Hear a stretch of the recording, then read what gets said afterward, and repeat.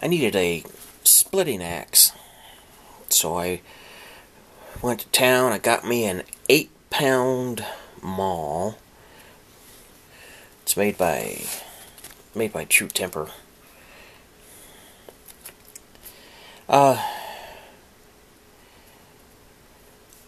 This was the lowest price splitting maul that they had on the shelf. Well, that wasn't really true. There was like a 2 or 3 pound version there, but they had some other ones with fiberglass handle, but they wanted an extra $15 for it, and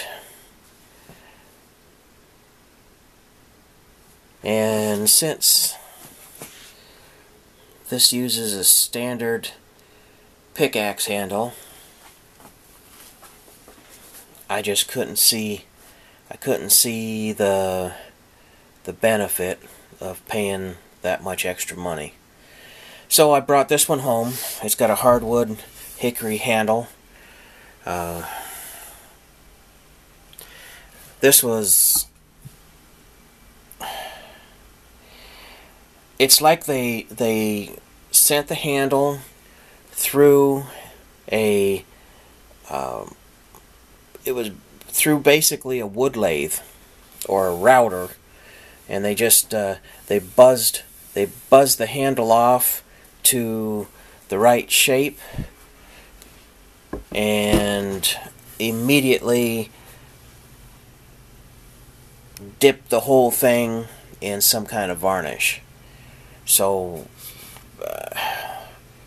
when I got it, this handle was it was like holding on to a porcupine. There's just points sticking in your hand everywhere. So I went and used the DA. That's one of my favorite tools, and I knocked all the varnish off, knocked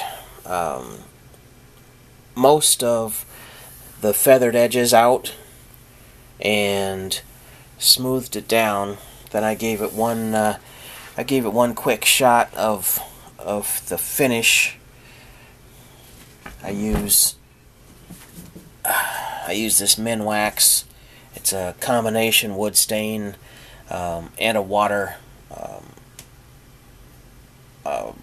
It's a wood stain and it's a finish built into one. So what I'm at the phase here now is I'm going to let this completely dry, and the finish on in the Minwax is going to raise the grain on the wood, and it also, try not to drop a 9-pound maul on my foot. What it also does is it identifies the areas where I didn't quite get all of the varnish off or out of the wood. I got it off the surface, but I didn't get it completely out of the wood. So once this dries completely, I'll sand it again and take care of the feathered edges, and take care of these spots where the varnish is still blocking the stain, and then we'll give it one more coat of the stain, and we'll call it finished for about a month, and then I'll give it a coating of linseed oil. So linseed oil really isn't required, but this axe here is one that I left out in my toolbox for over a year. Toolbox on my truck over a year.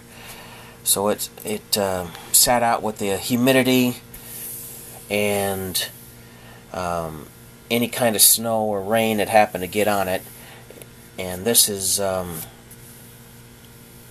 sanded it smooth and then give it another coat of the stain, and we'll see how this settles down, whether or not this gets a coat of linseed oil or not. This didn't have one before, and it lasted 2 years out in the weather before it really showed signs of deterioration. So I'm pretty happy with how this works. So that's my project for today. It's raining. It's about 40 degrees outside. It's been raining all night, most of the day. It's supposed to stop raining sometime tonight, so I'll be able to go out tomorrow and do the yard work that I need to be done. I need to burn off those branches that are outside so that I have room to use the skid loader to deal with them bricks. But I got to wait for at least the surface moisture that's coming down right now. I need to give it a good drying day so that I don't just rut up the yard and make more of a mess than I'm actually fixing. But this is today's project, and I thought I'd share it since not many people do things the same way that I do them. All right, we'll catch you on the next one.